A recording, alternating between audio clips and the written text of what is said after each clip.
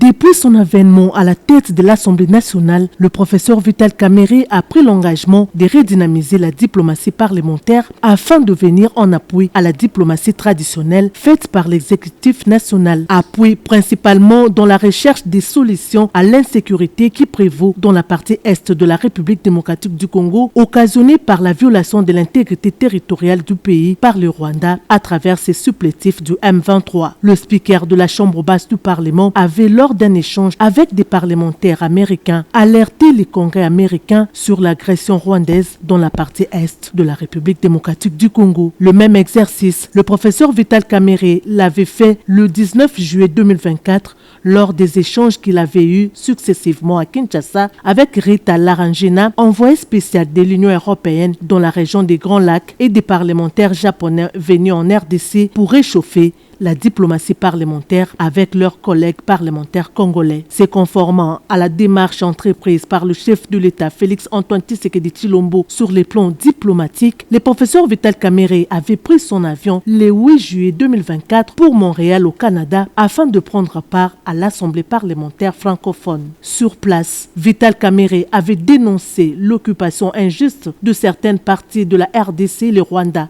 Nous venons d'abord de faire adopter une résolution au niveau de l'Assemblée parlementaire de la francophonie qui condamne l'agression, l'invasion, la violation de l'intégrité territoriale de la République démocratique du Congo et sa souveraineté. Cette même résolution met en exergue et condamne les morts, les violences de tout genre perpétrées par les M23. Une démarche poursuivie en Mauritanie où se réunissait le bureau de l'APF nouvellement installé. C'est toujours avec ces messages forts d'indignation lancés à la communauté internationale et l'appel aux sanctions que le speaker de la Chambre basse du Parlement s'était rendu en France pour un tête-à-tête avec son homologue français, Yael Braun-Pivet, au Palais Bourbon. Le président Vital Kamerhe avait sollicité l'implication de la France pour freiner le Rwanda et le M23 dans leur folie meurtrière sur les sols congolais. Il avait par ailleurs demandé une assistance humanitaire pour venir en aide aux déplacés de la province du Nord Kivu et de l'Ituri. Le président de l'Assemblée nationale s'était aussi rendu au Caire en Égypte pour appeler le pays du Pharaon à soutenir le pays de Lumumba suite à l'agression rwandaise. Face à la délégation parlementaire égyptienne chapeautée par le président du Parlement Hanafi Ali Ghibali, le professeur Vital Kamerhe a appelé l'Égypte à apporter son soutien sur les plans diplomatiques et humanitaires à la République démocratique du Congo en s'élevant contre cette agression rwandaise. D'autre part, à la deuxième assemblée générale de la conférence des présidents des parlements africains tenue du 25 au 27 octobre à Accra, le président Vital Kamerhe a alerté ses pairs parlementaires sur la persistance de la violation de l'intégrité territoriale de la République démocratique du Congo par le Rwanda, ce qui a conduit à la condamnation du Rwanda dans les communiqués finaux et à l'insertion du principe de non-agression dans la nouvelle constitution de l'Assemblée. À Abidjan, dans son discours devant les députés ivoiriens à la rentrée parlementaire d'octobre, le président Vital Kamerhe avait sensibilisé l'Afrique sur la nécessité de mettre fin aux guerres entre les pays africains. Je profite de cette tribune pour joindre ma voix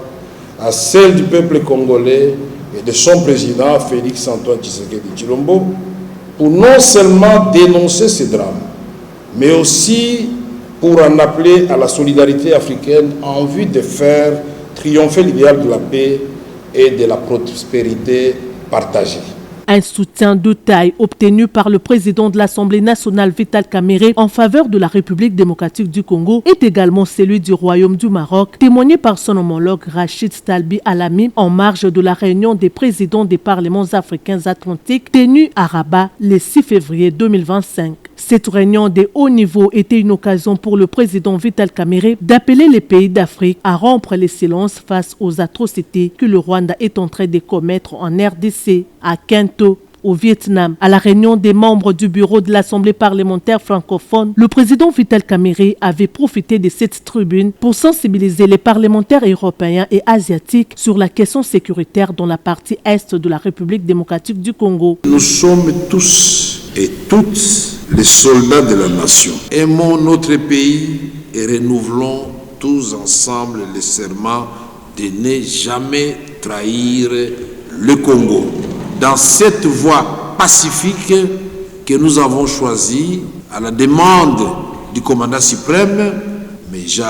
termine en disant: qui veut la paix prépare la guerre. Ne soyons pas distraits. Plusieurs autres missions ont été menées dans le cadre de la diplomatie parlementaire par les membres du bureau de l'Assemblée nationale qui se joignent tous à la vision du chef de l'État, Félix Antoine Tshisekedi Tshilombo, sous la conduite du président Vital Kamerhe dans les combats pour les retours de la paix dans la partie est du pays et dans les processus de paix dans la région des Grands Lacs n'est plus à douter.